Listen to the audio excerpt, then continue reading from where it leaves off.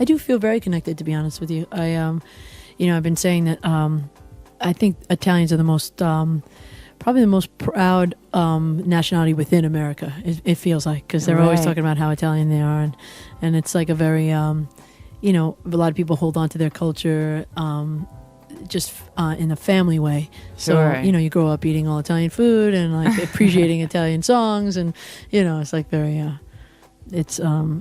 I feel close to it for sure. Right. Okay. You're like a songwriting machine. I mean, I was listening to an interview and you said that ideas just pop into your head, you put them into songs, and you make it sound so easy. Mm-mm. Have you ever compared notes with other artists to see what their songwriting process is? I don't, because it scares me, to be honest. I always feel like whenever I'm in a session with like a producer, I always want to go like, so what does so-and-so do? Do they just like write it all right there? Do they take it home? Or what do they, and I always I think we all songwriters kind of feel like that. Like we're always think that there's some, magic thing, but to be honest with you, I my personal opinion is that it's strictly volume of songs. I think, any given day it's with you or it's not with you, and that's the hard part, is to go get through the ones that you're like, oh, it seems so promising, and then you're like, dud, nothing.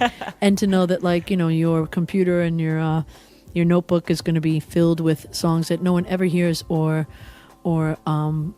plays, and it's like it can be very disheartening if you zone in on it too much, because you're spending a lot of time. Out of all the songs you've written, I mean, you've written tons as a performing artist for yourself, but also many for big artists like Rihanna and Christina Aguilera. What is the one song that you're most emotionally attached to? Oh gosh, I think I have a song called "Forever for Now" on my last record, not one that I gave to somebody else, but that record.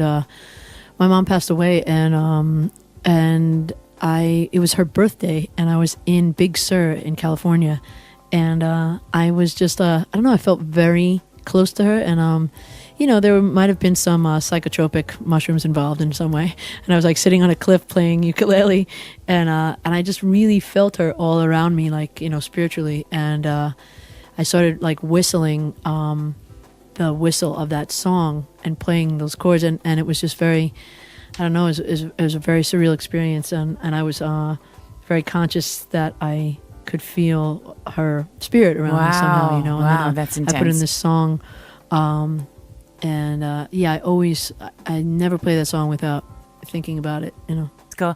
Well, LP, that was incredible. I really like the phrase that you said in an interview, that you said you always thought there was this finite amount of songs that a person could write, and you thought that that your ideas would run out, but then in the end they just keep coming, and that's so fantastic. Welcome them, and like, not like the best way to run out of ideas is like, I think you run out of idea, shut up, you know what I mean? Like, people will tell you everything. They will tell you that you have a finite amount of songs. They will tell you that you're not good enough, better than, like, I've seen all the sides, like I tell people when they ask me about Lost on You and they say, you knew that this was going to be, and I was like, no, I didn't, because I played that for the label I was on previously, a major label that I had made a record for, and I played them that song and I got dropped the next month. Whoa. So like, to me, I had no idea. I was just like, oh man. So that's like, I think, and I say that not out of bitterness or wanting to like blame someone, but I say that out of hope for other people, that you can't listen, and it's very difficult not to listen. I get it, sure, what I mean? Yeah. But that's like, that's life, and you have to, if you feel it, just keep going, man. Absolutely.